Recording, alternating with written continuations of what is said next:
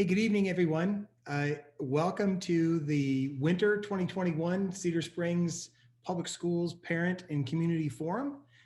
This is an opportunity for individuals in the community to reach out to us and ask us any questions that they have on their minds that we can help to address. And we will do our best to get information out there to you that will bring a little bit of calm and peace to your spirit. This evening with me, I have 5 members of the district administration team. So I'll let those individuals introduce themselves. They'll tell you a little bit about their role, and then we'll get started responding to the questions that you've submitted so far. So we'll start off with our Director of Academic Services, Jen Haberling. Hi there, I'm Jen Haberling, Director of Academic Services, have been serving in Cedar Springs for about the last year and a half. Haven't had a year without a global pandemic yet, so we're really hoping for next year. Very good, thank you, Jen. Our Director of Student Services is Stacy Vasquel. I am Stacy Vasquel, Director of Student Services and Special Education. My role is to serve students with special needs throughout the district with 504 plans, IEPs, mental health concerns, and lead that team. So I'm happy to be here today as well. Perfect, thank you so much. Our COVID expert, actually we have 2 on the panel this evening.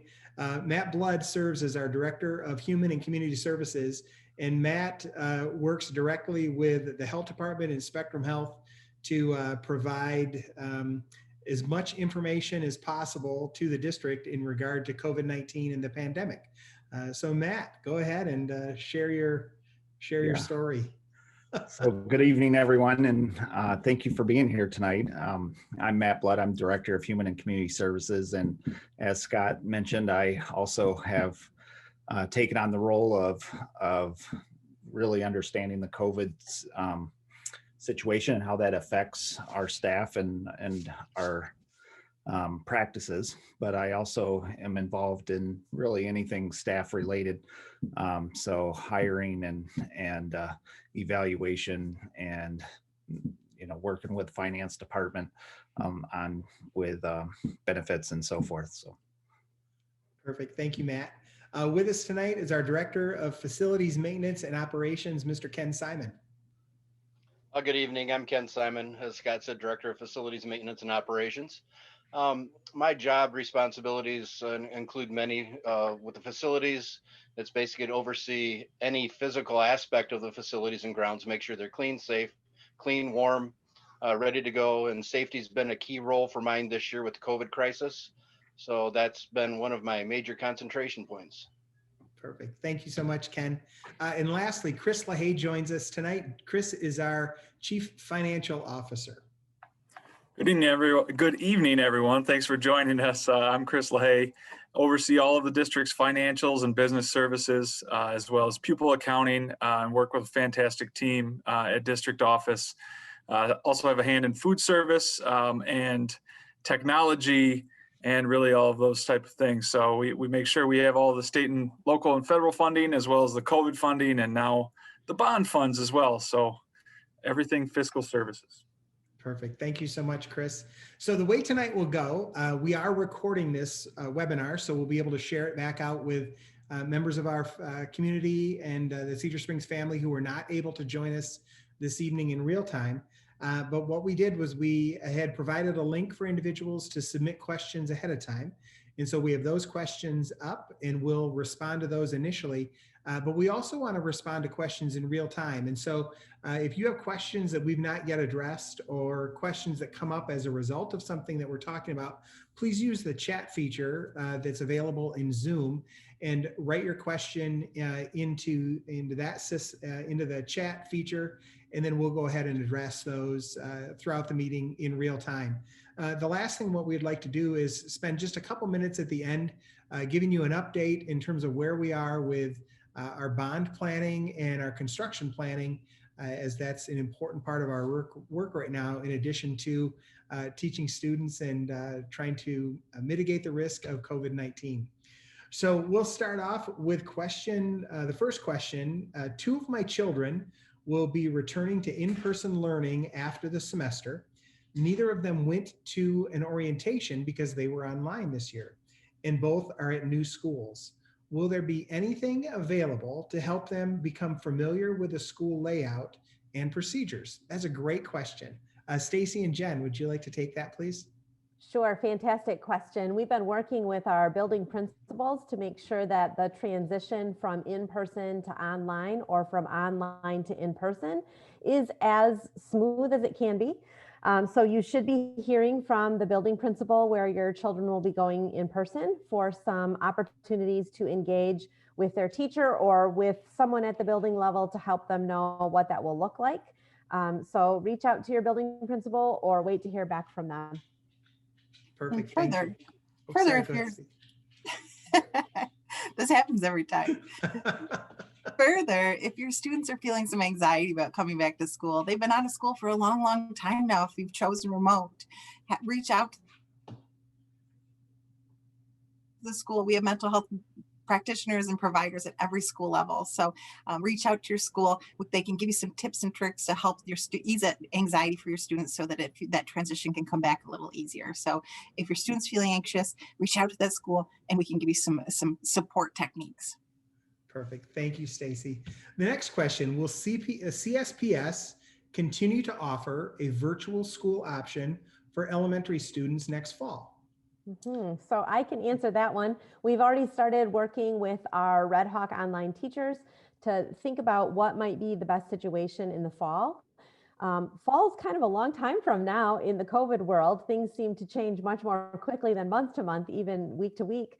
But we are planning to get some feedback from the families who've been working online and from our board members and from our community members and teachers in order to discern what we'll do in the fall. So we don't really have a very solid answer about that yet. We're just looking at our different opportunities that might be available to us. Perfect. Thank you, Jen. The fourth question, is there going to be any additional supports available for those students who really struggle with online learning and fell behind with bad grades now? My child is very concerned that he is not going to be able to complete his grade because how much he has struggled with this. Jen and Stacy, do you want to take this one too, please? Stacy, do you want to start? Sure. So first and foremost, it's a global pandemic. There is no standard bar where kids should be right now because everyone is in this global pandemic. So we have to remember to give everyone a little bit of grace right now, including our children. They have become remote learners in a new world. Prior to the global pandemic, only 3% of the population of the United States chose remote learning. So it was a totally new environment for our students. Plus the chaos of not seeing their kids or the other students and their friends, the feeling of stress of, am I going to get sick? Are my parents going to get sick? Are my parents not going to be able to put food on my table? There's so many other factors. Education takes a backseat to so many of those things so often. So it's a global pandemic. We're going to meet them where they are. And there is no standard that they need to meet. And so don't approach them that they're behind. Don't keep saying that they're behind. They're right where they need to be. And we're going to help them keep moving forward. Jen? Yeah. So one of the things we've been working on for the last 3 years is a multi-tiered systems of support. And so our teachers and our interventionists are ready to meet kids right where they are. And we have leveled support available for our students. Even with this pandemic, we have that available. So I think we'll be able to get kids where they need to be in this crazy COVID world that we're in.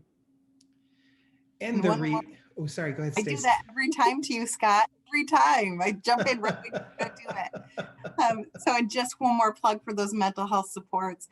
If your child is struggling with anxiety, check out our mental health webpage. There's a clear link right on the Cedar Springs homepage. Check out that mental health webpage. That's going to give parents lots of tips and tricks.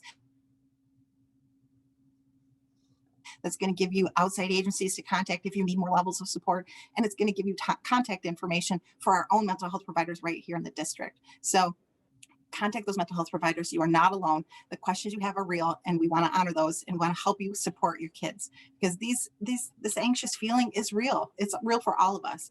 And we have to honor that for your kids and help them move forward and realize they're not alone, and we're here to help support. And to both of their points, we know that because of this global pandemic and the interruption that it has caused on the learning for our students, we know that there will not be an easy button to fix or to catch students up in a quick fashion in some cases. And so it's going to be incumbent on us to make sure that we are doing everything we can, that we're thinking outside the box. Perhaps for some of our students, it will mean an extended school year and giving them an opportunity to get caught up in the summer. And while I know that that may not be exciting to some students really love school, especially our little ones, and they would love to go to school during the summer. And so, for some of our students, that may mean that we have to rethink the school year or the school experience or the school day, but that's part of our work. We need to get creative and figure out how, like Jen said, we can meet them where they are and help them get to where they need to be. And for some of our students, that may just take a little bit more time or a really different experience for them moving forward. But we pledge to do everything that we can to make sure that we're helping our students and we're meeting them where they are, because we know that this has been a tough situation for both students and for families. The next question, at what point will you decide to either keep the students at school for the rest of the year or to do virtual for the rest of the year? The inconsistency is getting to be a lot. The back and forth is so hard on our kids.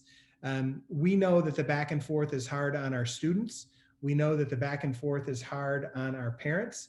We know that the back and forth is hard on our teachers, because as easy it is to think that, oh, it's the same thing if a teacher's teaching from their classroom in person or if they're teaching remotely, they should just be able to flip-flop back and forth.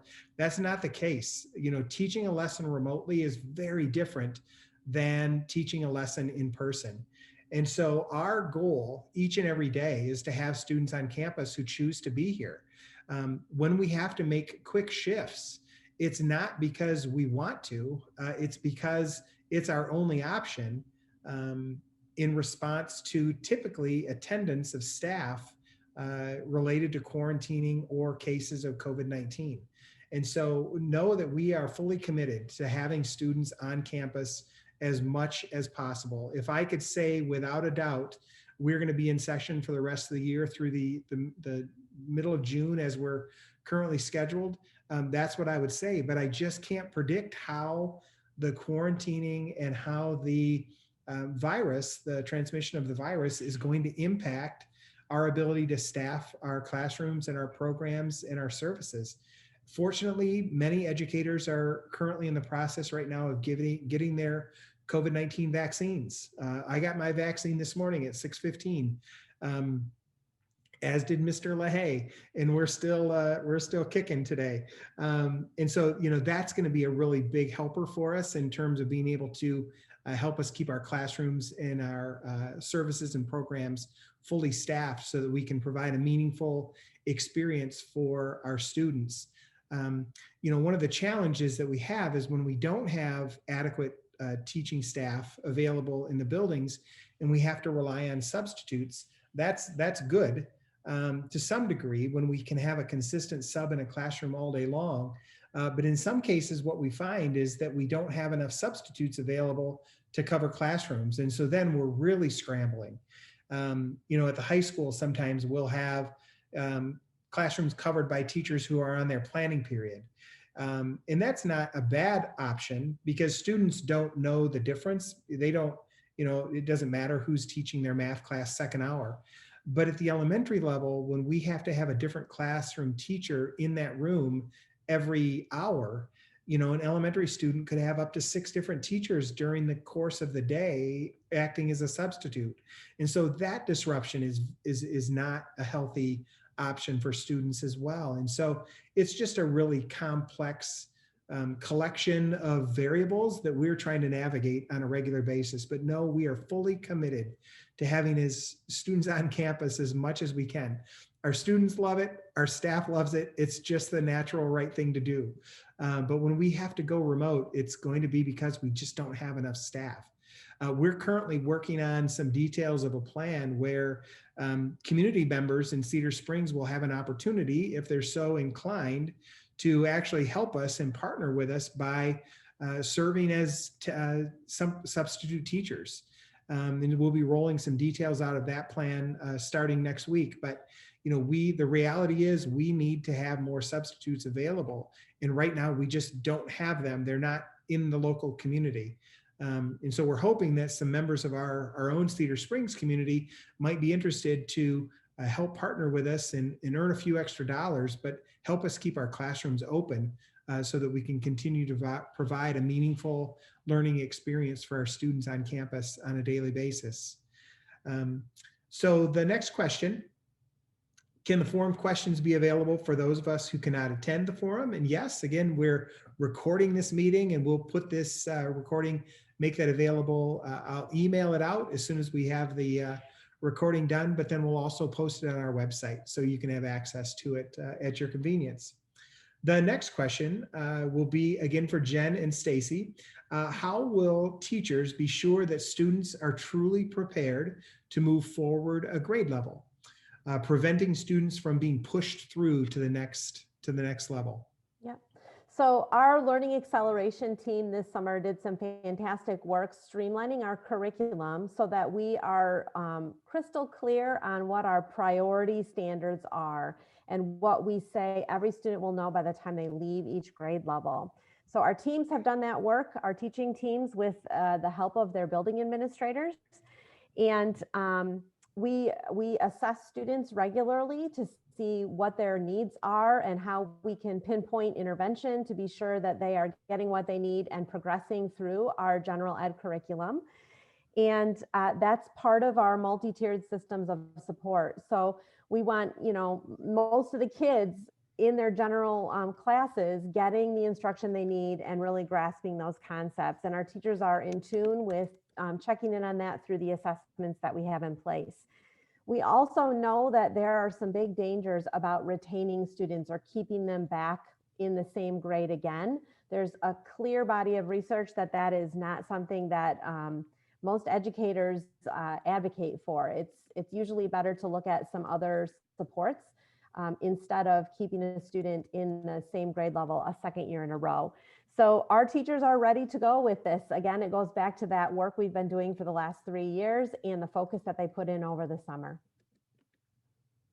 Perfect. Thank you so much. So then the next question, hold on, I apologize. I was typing another question in down at the bottom.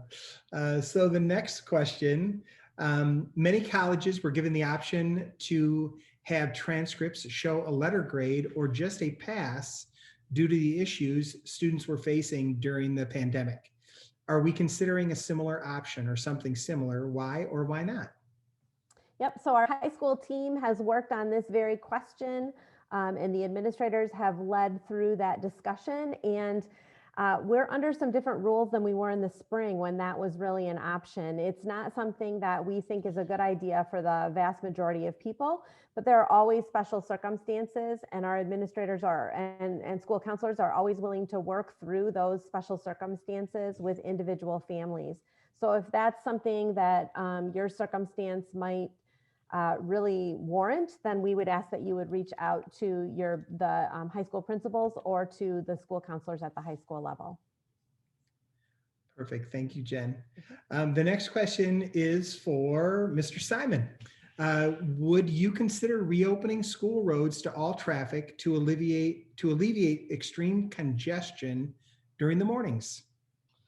Well, we can look at that. What I'd like to first say is that for the 5 years that I've been here, congestion at the elementary levels and at the high school and middle schools has been bad.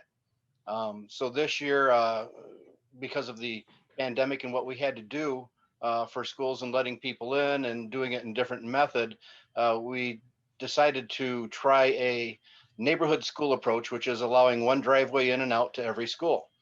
When we did this, we noticed that our congestion and our traffic problems and our arguments and near misses with students getting hit have virtually disappeared.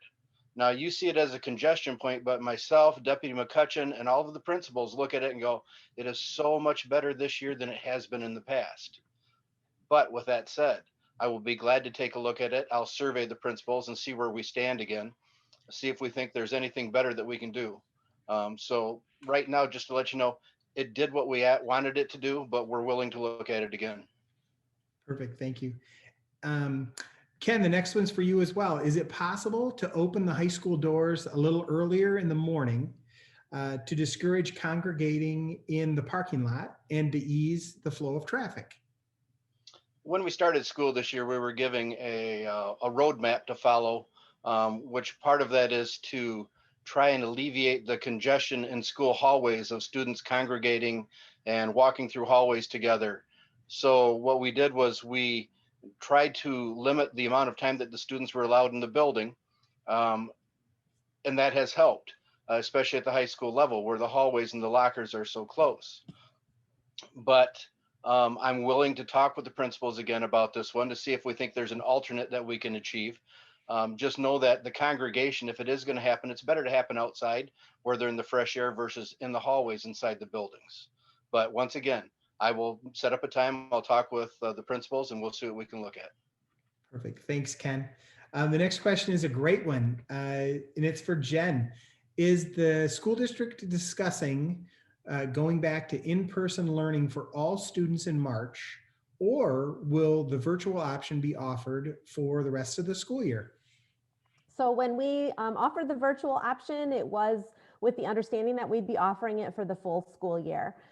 Students have the opportunity to make the switch at the semester if they're interested in coming back to in-person or going to online. And we asked for those numbers back in the late fall. And we've made a staffing plan around that. But at this time, we're planning that we will be offering that online option as it is until the end of this school year for sure. Perfect. Thank you, Jen. Chris and probably Matt, maybe you'll get the next question. It's in the chat. But right now we'll go to the next question that was submitted previously for Jen and for Stacy. How will teachers handle new students as they adjust back to school? Go ahead, Stace. My internet's really acting funny, so. Oh, yep. So everyone's lagging, so I hope you can hear me. So first of all, they're going to welcome them with open arms while social distancing. They're going to be utilizing those evidence-based best practices to teach them the foundation of our multi-tiered system supports and introducing all of our positive behavior support strategies to help them relearn how to do school. They're not going to expect them to come right in and recognize exactly how they left off 6, 7, 8, 9 months ago. So they're going to come in, reteach them how to do school, reteach the whole class how to do school using our PBIS methods that the whole school has been doing all year long. They're going to reteach those methods for the whole class and just welcome them and make them part of those classroom structures. So our teachers are ready for their students to come back. Perfect. So Chris, Jen, Ken, Stacy, Matt, really any of you can kick in on this one. So if there is an online school option needed for the fall, is there a chance that we could get rid of the Chromebooks and get the students something more user-friendly like iPads? Yeah, I can definitely start off on that. So, the district has had a multi-year commitment to purchasing the Chromebooks because, and again, I'm not an academic specialist by any means, but the understanding I have is that the Chromebooks are more of an multi-approach, all-encompassing model for technology and offering one-to-one technology for students. I know they don't necessarily have the bells and whistles that iPads always have, and Jen can probably speak to that more here in a second. But to that note, the district did purchase 1,100 new Chromebooks this past summer so that we could get to one-to-one, which means each student has their own device that they're able to use and mark as their own for the school year.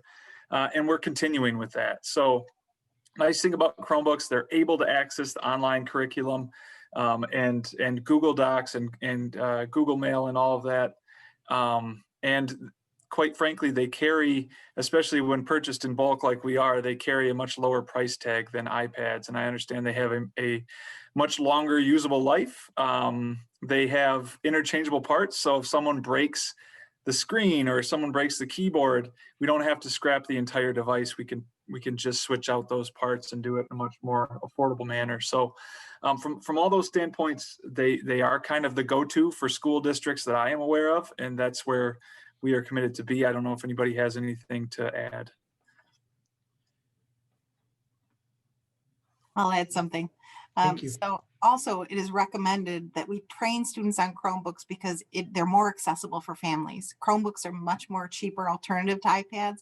I can't tell you the exact price point, but Chromebooks are much more accessible for families moving forward when students are outside of school. So Chromebooks, a family can buy a Chromebook for each of their children for about the same price as one iPad. So we're training kids to use Chromebooks where they're going to be able to use those long-term, lifelong, where iPads, they may not have that access lifelong. Mhm. And I can add to that too. One of the greatest areas that we've grown this year is in our use of technology, both our teachers and our families and students. I have heard teachers celebrating how fantastic students are doing, even though there's a big learning curve and even though there are hiccups and bumps once in a while. That's all part of learning. And so we're really proud of our students for what they've accomplished this year with their use of technology. But all that being said, we also know that not all students learn the same way. And we may have situations where students do need a different device. And when we identify that, then we go ahead and take the necessary steps to make sure that we're providing them either with some additional time to learn how to use the Chromebook or learn how to use the device that they're being given, or we do provide some alternative devices on occasion with other students throughout the district. And so we really we recognize that it's not a one size fits all, but as everyone has said, this really is the most practical way for us to deliver that opportunity to engage with content in a remote setting. So I want to jump in one more time, Scott. I'm Thank so you. sorry. We also have an assistive technology process for students who are struggling with accessing a Chromebook, either due to disability or another reason. We utilize that assistive technology process called the SET process to see how are they unable to access, so that we can address all those accessibility issues, because equity is important to us. So we want to make sure that if there is something that's standing in the way of them not being able to use that Chromebook, we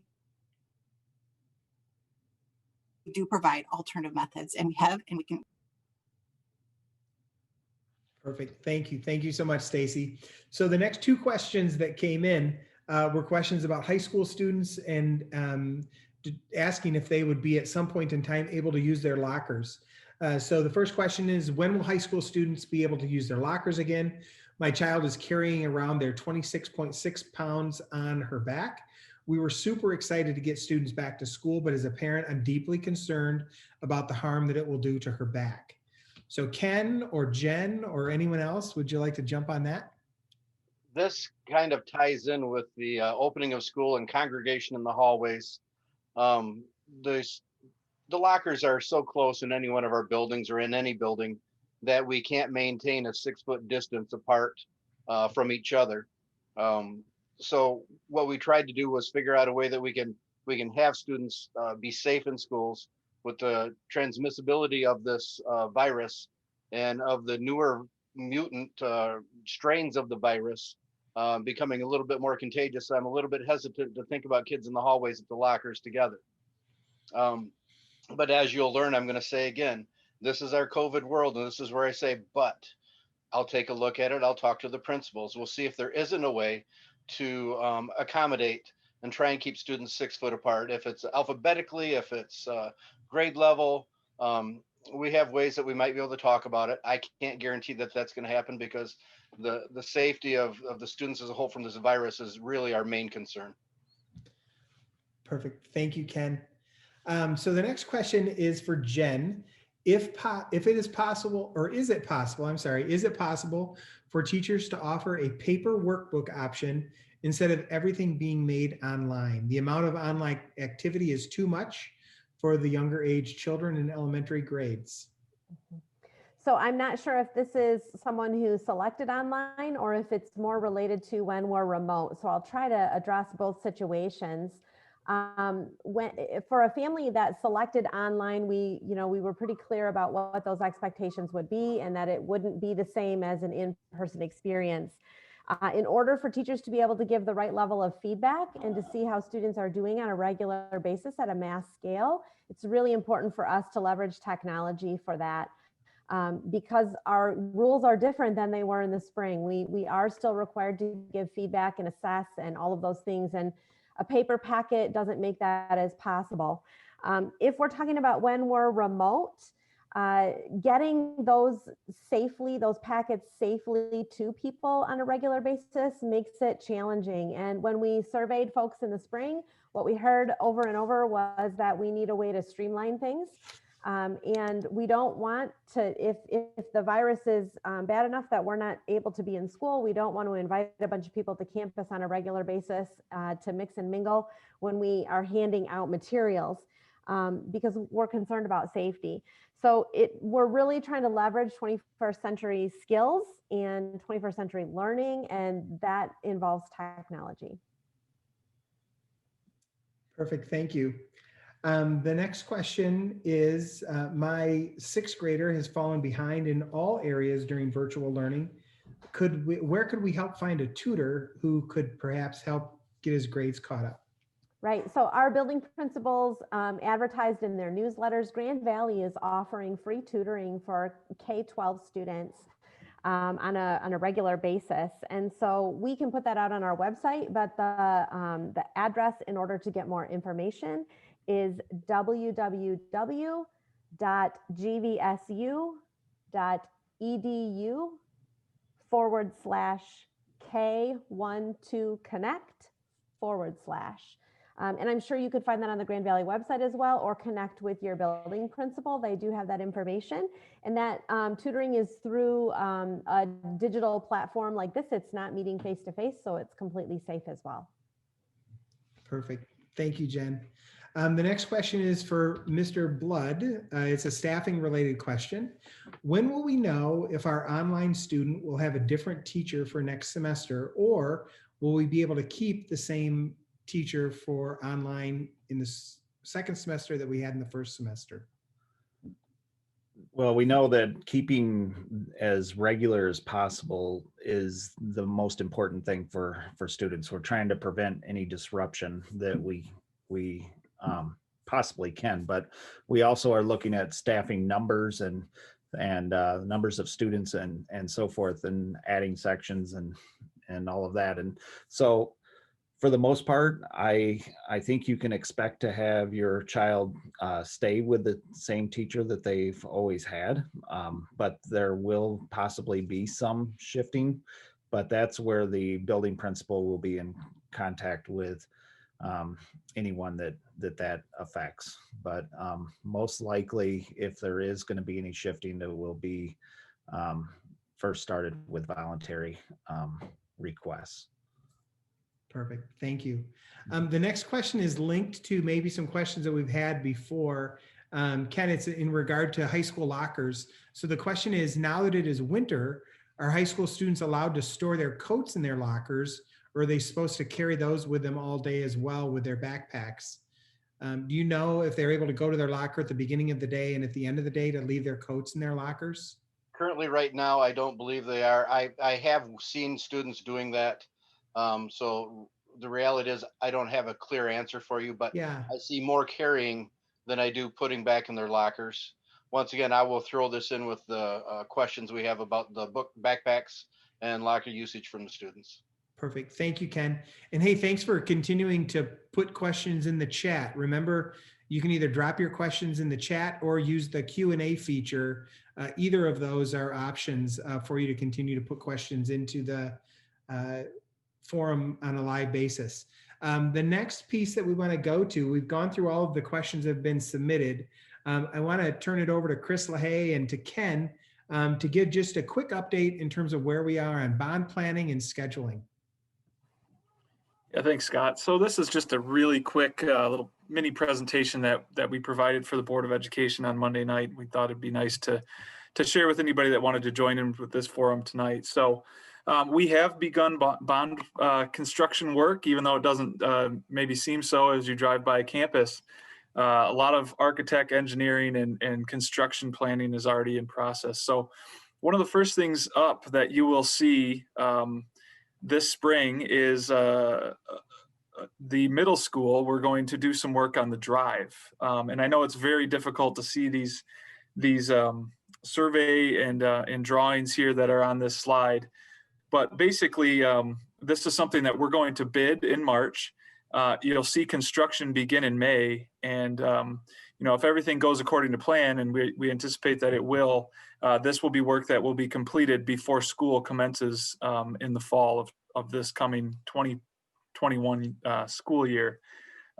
So, Ken, did you want to say anything about how that's going to work or the main points that we're looking to do there? Right. As many of you know who've been to the middle school, 16-mile backs up with traffic as you trying to enter the school drive for the drop-off zone. So what we're trying to accomplish here is to eventually give us 3 ways in and out of the parking areas for students and parents to come in and out. Adding 1 new entrance on Northland Drive, as you can see right there, that's that darker gray area. We're going to try and maintain the 16th drive going in, so that'll join in with that. We're going to take where the bus drive is right now, and we're going to allow parents to come in and out of that. And then to separate the bus traffic from that, we're going to put a new bus drive entering in off of Northland Drive, a few little ways north of where the current one is. So what this will do is this will increase our queue length for the number of cars that can come in and out and park waiting and dropping off, so we don't have to back up on the roadway. So we're looking at that driveway length as being long enough to accommodate all of our current drop-off needs, so we can get everybody off the roads and keep traffic flowing better. Yeah, currently our queue length is 27 cars, and with this plan, our queue length would actually become closer to 70 cars.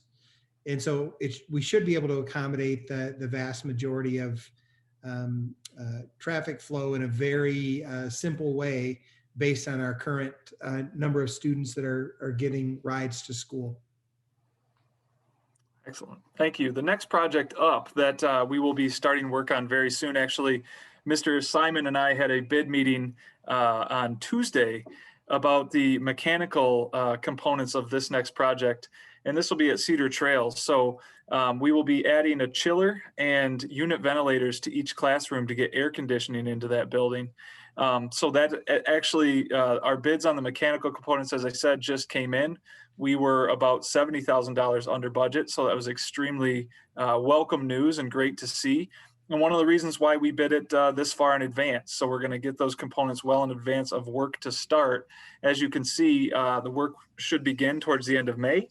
And once again, this is construction that will take place in Trails over the summer. And so when students return to Cedar Trails for learning in the fall of 2021, they'll be nice and cool and chilled as we move through the school year. So the reason there's 2 stars in there for bidding is we will bid the actual work and labor for that in March.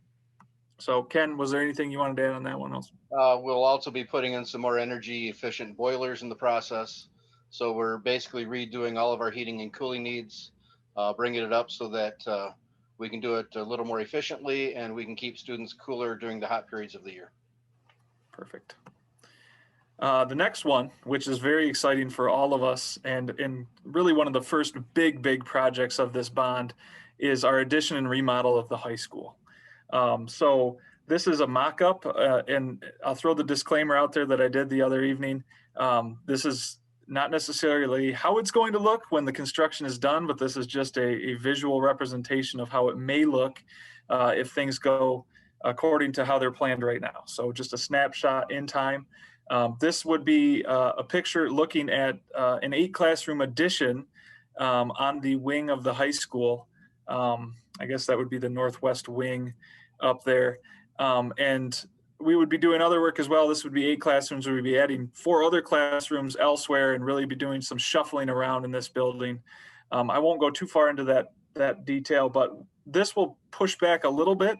We'll be bidding this project in June. Construction will begin actually in the fall of 2021 during the school year. So some of this work will be happening while students are learning in the building. And the reason we're able to do that is because it's obviously off to an end where no one currently is. So we'll be able to isolate that away from the students and without disrupting their education.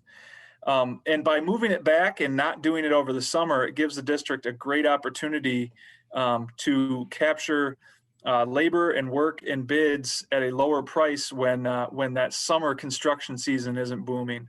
And so we can find contractors who are more hungry for work and willing to do it. And they welcome that as well. So Ken, anything to add there in the high school? This is another visual of the other side of that addition if it comes out to be the way that we're planning right now. And just another reinforcer, we're still in the design phase of this work. And so if the shape of this space is not just as you see it depicted in this picture, please know that we had to make some adjustments and into the shapes. But we're just trying to give you some ideas as to what it might look like. And colors. Yeah. And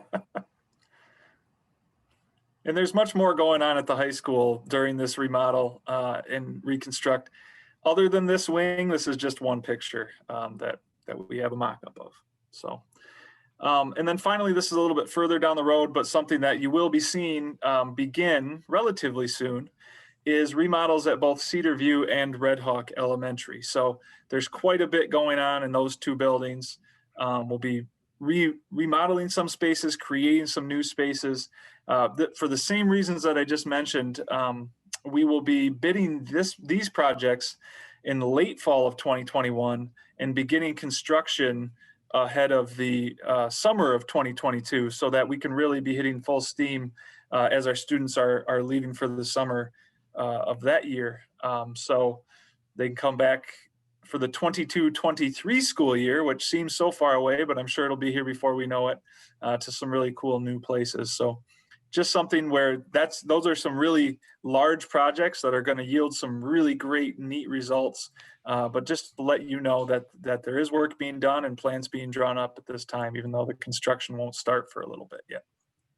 The rendition you see there kind of highlights what would be the secured entryway, which is really one of the things that started this whole thing for Cedar View, was trying to figure out how we can get a secured entry for our schools. And this is one way that we can do it. You know, I know that sorry, go ahead, Chris.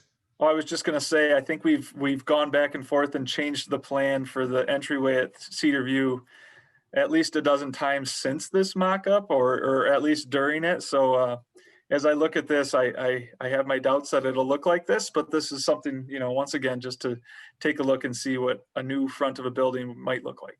So sorry, Scott, go right ahead. No, you're good. This is one of those projects, really, the Cedar View remodel of the office with that secure entry is our top priority. The challenge that we had is, you know, we want to try and be as competitive as possible so we can maximize the return on our investment of our bond dollars that the community has given us. And so and it's also strategic in terms of when we start construction to try and minimize the impact on the school year. And so our thinking was, you know, if we were going to have this project at Cedar View on the same construction timeline as the project at the high school and starting construction in September of 2021, our thinking was that would be extremely disruptive to the start of the school year for those new students and those families, because the office, it's the main entry point to the building. And so that's why we elected to push the timeline of this project back and go for bid in 2021, start the project in 2022. You know, by that time, we're closing out the school year. Our students and families are very familiar with how the building operates. We could make a easier adjustment to the entry and exit from the main building perspective. And then that would give us the entire summer to finish up that construction. And so it really, the timeline really just works best to do two things. One, it maximizes our power in terms of getting bids and getting the most return on the investment of our bond dollars. But it also minimizes the impact on the learning day, the school day for our students and for our families by following this timeline. And so we were very intentional and thoughtful. We wanted to do it quicker, but in some situations you have to be mindful of multiple variables when putting out a timeline for construction projects. Yeah, one thing to add on that too, Scott, those are great points, but doing it this way allows us to really attract the best of the best, not only from the timing of it, but it allows us to package these projects together in very large chunks. So if you recall the high school, we would be starting on that new edition where there aren't students already during the school year, and then flow into the parts of that building where there are students, along with the Redhawk and Cedar View projects during the summer. And so that will allow us to get these larger contractors that can really, pound out some really high quality work in a relatively, fast manner because they have the power to do so. So rather than break them up into small chunks, this allows us to really start in the late fall of 21 and go all the way through 22 with these big projects and really make them attractive for contractors. So it's exciting work.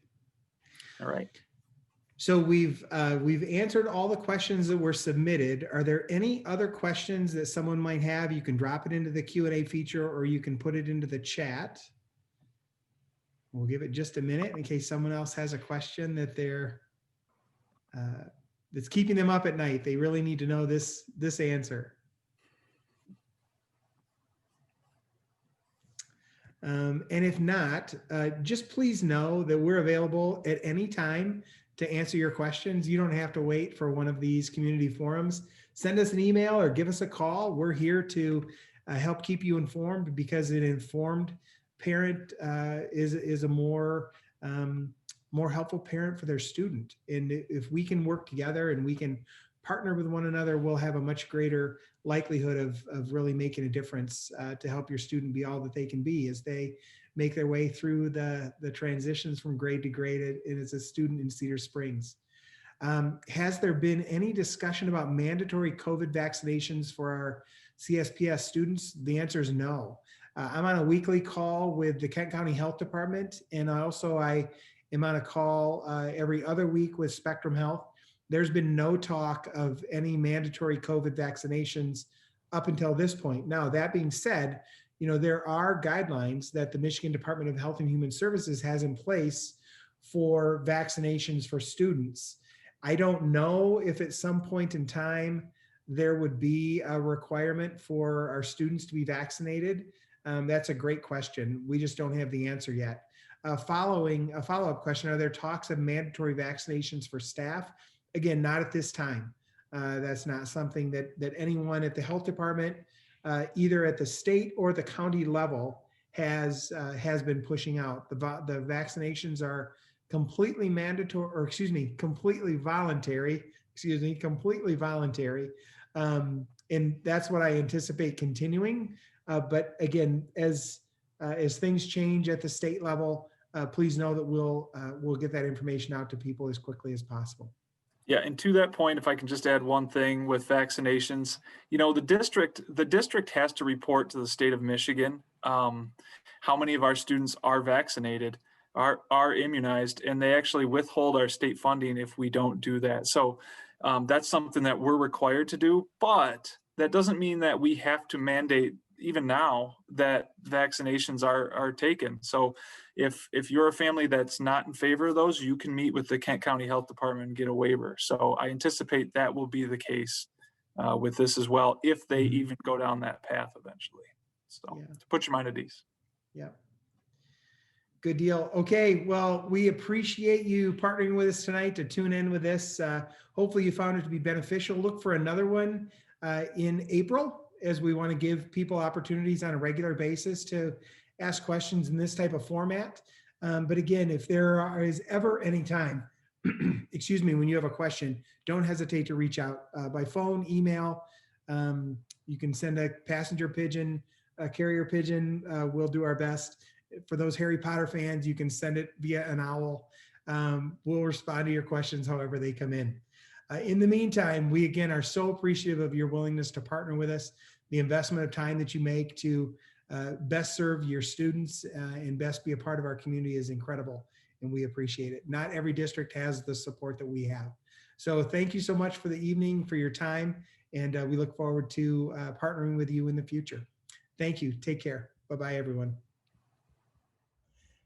Hello again. I wanted to follow up on a couple of questions that parents asked of Ken Simon, our Director of Facilities, Maintenance, and Operations. So one of the questions was in regard to high school students wearing their jackets. The other question was around opening up the campus for traffic flow as it had been prior to this school year.